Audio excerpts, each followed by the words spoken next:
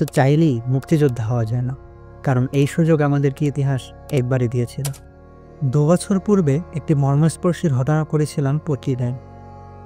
বঙ্গভবনে হয়ে যাওয়া একটি রাষ্ট্রীয় ভোজসভার পরে একজন মুক্তিযোদ্ধার স্ত্রী ওই ভোজসভায় বেঁচে যাওয়া খাবার সংগ্রহ করছিলেন তার নিজের পরিবারের জন্য। এই খবর একজন মুক্তিযোদ্ধা পড়ে তিনি কেঁদেছিলেন, বলেছিলেন, যতদিন পর্যন্ত মুক্তিযোদ্ধার পরিবারের সদস্যরা অভুক্ত থাকবে ততদিন পর্যন্ত আমি বঙ্গভবনে যাব না।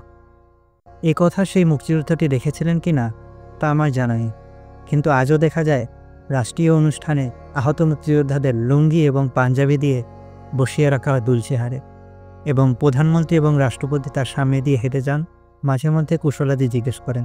এরকম ছবি আমরা টেলিভিশনে দেখতে দেখতে ক্লান্ত, কিন্তু আমার প্রশ্ন হলো, একটি রাষ্ট্রীয় অনুষ্ঠানের সংরক্ষিত আসনের প্রথম সারিটি কেন রাষ্ট্রের শ্রেষ্ঠ সন্তানের জন্য বরাদ্দ রাখা যাবে না? প্রয়োজন মতো টাকা আর যোগাযোগ থাকলে এদেশে চাইলে সহজেই এমপি হওয়া যায়, মন্ত্রী হওয়া যায়, রাজনৈতিক দলের মালিক হওয়া যায়, কিন্তু চাইলেই মুক্তিযোদ্ধা হওয়া যায় না, কারণ এই সুযোগ আমাদেরকে ইতিহাস একবারই দিয়েছিল।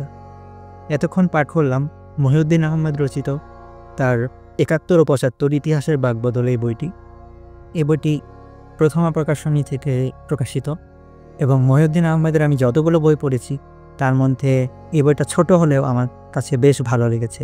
বইটা আমি পড়েছিলাম আজ থেকে 2 বছর আগে, তো এই বইয়ের মাঝখান থেকে এই অংশটা আমার বেশ পছন্দের, এবং তাই এই অংশটা পড়ে শোনা। টাটা।